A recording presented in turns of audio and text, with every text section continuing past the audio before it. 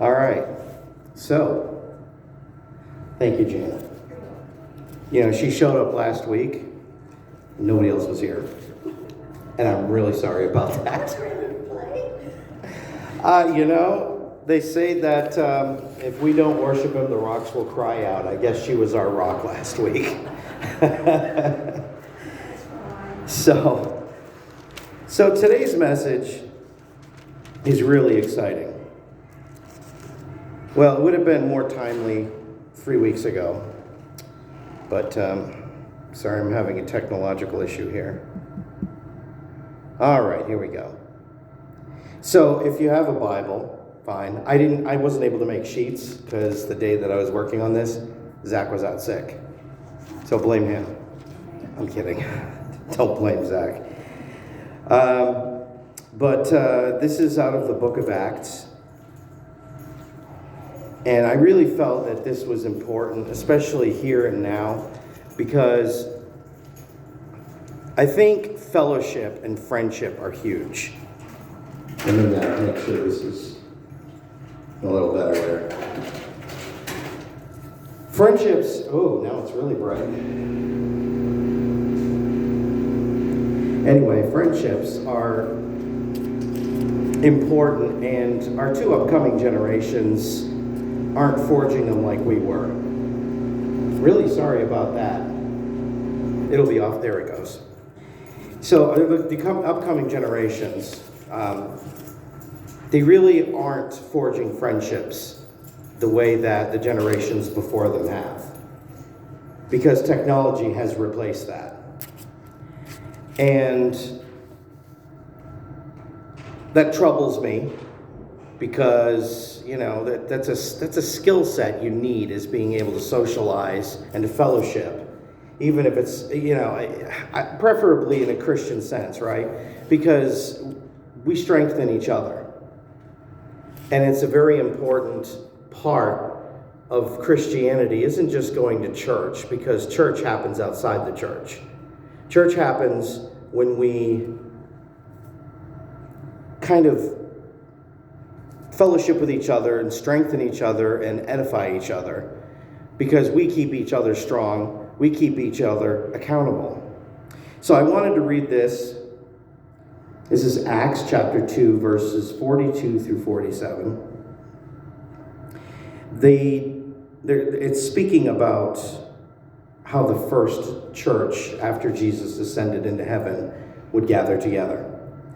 They devoted themselves to the apostles' teaching, to the fellowship, to the breaking of bread, and to prayer.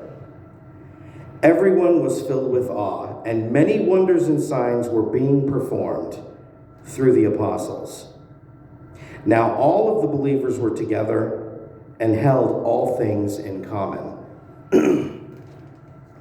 This is where it gets interesting, because there is a huge contrast between our culture and what they were doing here. They sold their possessions and property and distributed the proceeds to all, as any had need. Every day they devoted themselves to meeting together in the temple and broke bread from house to house.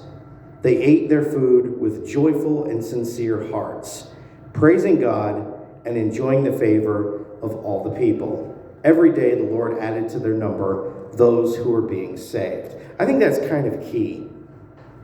People saw this community forming, right? And they saw people really supporting each other. This came in the middle of a culture that, as many people that had witnessed Jesus, there were untold many that hadn't heard the story because it just wasn't on their radar. And people who had just fallen outside of that entire activity of Jesus' ministry were now seeing his apostles and how they were living and how it was a full-time thing. Their friendship, their camaraderie was very key to who they were. And this living example, people wanted a piece of that. They wanted in. And they added to their numbers. But why is this important? And why am I bringing it up? Why does my device here keep locking on me? So fellowship is friendship. fellowship, we tend to use these Christianese words that we've grown up with, and sometimes we don't even know where they came from. Fellowship is friendship. It's true friendship comes with a servanthood attitude. So a true friend is going to hear, I'm moving in a week, and it's going to be a huge undertaking. And with a servanthood attitude, your response is, how can I help? That's a small example, because nobody likes moving. Not even in this place. Like, people are like, we're moving you down the hall, as if that's, a small thing. Like, no, that's not a small thing. I have to move all my items. I have to adjust to a new roommate in some cases. It's no fun. And it's even worse when it's, halfway across the country, and I've done that twice now. I've moved from Massachusetts to Florida, from Florida back to Massachusetts, then from Massachusetts to Indiana. So I know the value of having somebody say, hey, I'll help you load the truck. Even if it requires them, having some sort of social lubricant in the way of alcohol to be involved.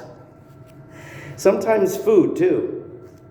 You want to get men to gather together in a fellowship situation, provide food. It's unbelievable how many men will show up when it's like, you're burning stuff on the grill? I'll be there. Well, we're going to be singing Kumbaya. Yeah, but there's barbecue, right? And it's fellowship. We want to give to others more than we receive. And this is what's demonstrated in these verses. That people were living for mutual benefit. And sometimes it's small things. It doesn't necessarily have to be, here, take my television. It doesn't have to be that. But sometimes somebody just needs somebody to listen. Sometimes somebody just needs somebody to talk to. And it always ends up going both ways, because you want to reciprocate. It's the natural order. And you're like, they took time to do this. I want to help with this situation. In an area that you might have a particular talent for. These are the ways that we gift back who we are to the people around us who first we're in need, then they're in need. It's a very big thing. If we have no fellowship, our faith wavers and will eventually fail. We need each other. Iron sharpens iron. You can't be an island, particularly in the Christian faith. You cannot do things by yourself, because you become, it's like treading water. How long can you tread water for? 15 minutes? 10? How long before you give up and just decide it's not worth the fight anymore? And that is the essence of fellowship. I see friendships all over this building. And then I see people that are just an island. And the people that have friendships smile more. People that are communing smile more. And you may say, well, yes, but I haven't really talked about Jesus with these people. Sooner or later, the subject comes up. It's just what happens. I've heard people in my passing talking about the Bible. Sometimes not such great conversations. Sometimes, like, well, what do you believe? Well, this is what I believe. Oh, well, neat. We're both Christian then, I guess. And that's really important. But there might be one person sitting at your table or in your group or whatever that their exposure to God hasn't been anything real in a long time. And to hear people just openly conversing might make them feel more comfortable, like this is a situation where I can talk about this and it's okay. Maybe I can voice my concerns and somebody can help me understand something better. Proverbs 27:17 says, as iron sharpens iron, so one person sharpens the wits of another. It's not just the great conversation and having coffee together that's nice. It's also, some people can have difficult times and become difficult. And we either decide that we're committed to the friendship no matter what. I've got a few people in my life like that. Or we write them off. Well, if you haven't written them off by now, that means that you're sharpening each other. And as much as you can't see the change that person may or may not be taking, God knows what it is, and He's got an in. And it's all because of our friendships and how we've come together to support each other. We become stronger. We become more forged in fire, so to speak. And because of that strength, people are going to see that. They're going to want that. They're not going to want to be an island. Nobody really wants to be an island. I don't. This is the reason that right now, the devil is trying to divide people. If you look around the country, what's the one thing that's changed in the last 30 years? Friendships.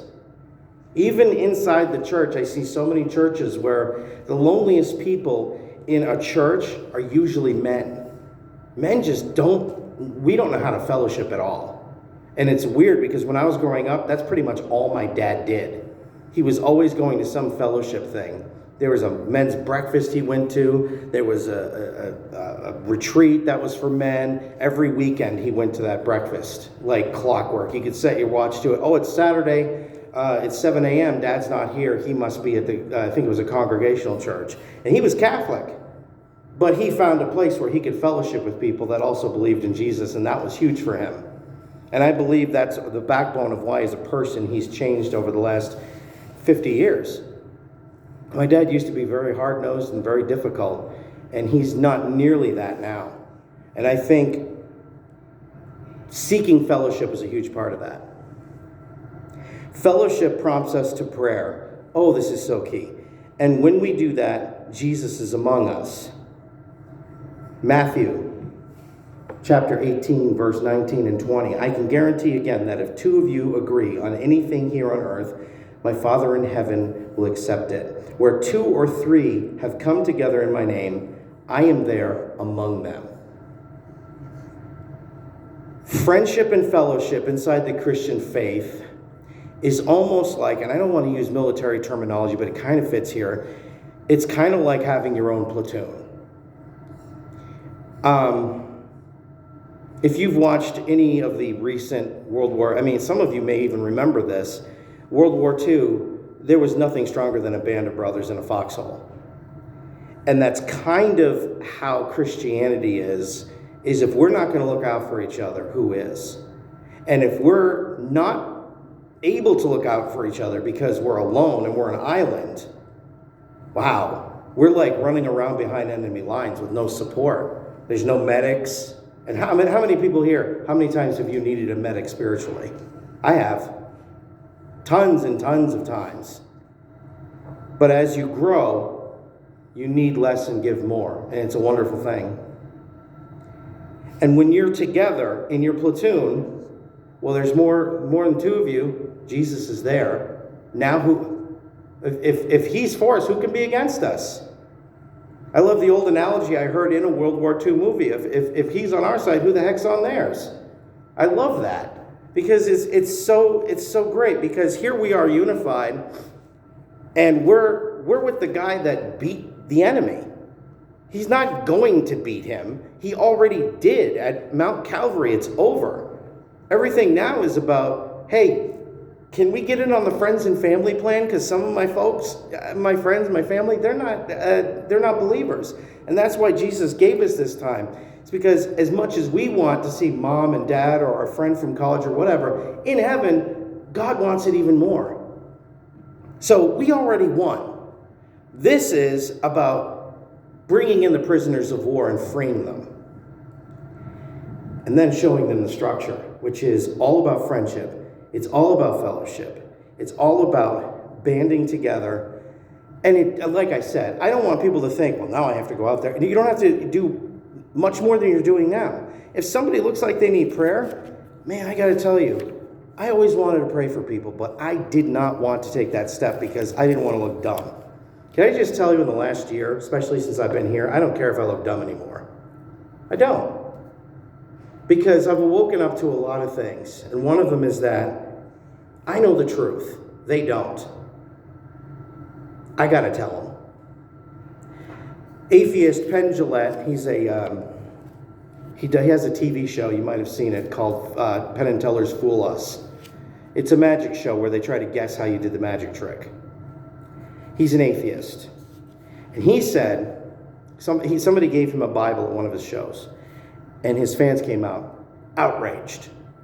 Oh my gosh, how hateful. You know he's an atheist. Why would you give him a Bible? So he went out publicly and he put a video out. And he said, how much would you have to hate me or despise me as a person to honestly believe in your heart of hearts that I'm going to burn in hellfire and not tell me? That's an atheist that said that.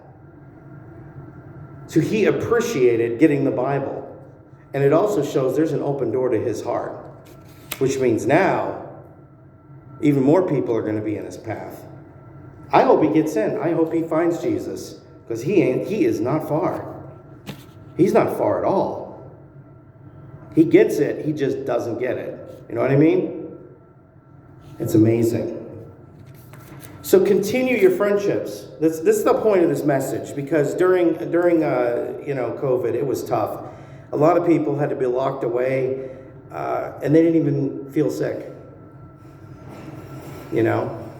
And that's when you're going to have to lean on, people aren't going to be able to visit you. You're going to have to lean on those friendships. We'll be waiting for you when you get out. It's the hope we spoke of in the previous message, that I'm going to get out of this eventually. I don't feel sick, so obviously there's no reason for me to be afraid. And I'm going to be able to build on those friendships. And who knows, maybe you value them more now. Maybe they're even more important now. So that is the message I have for you today.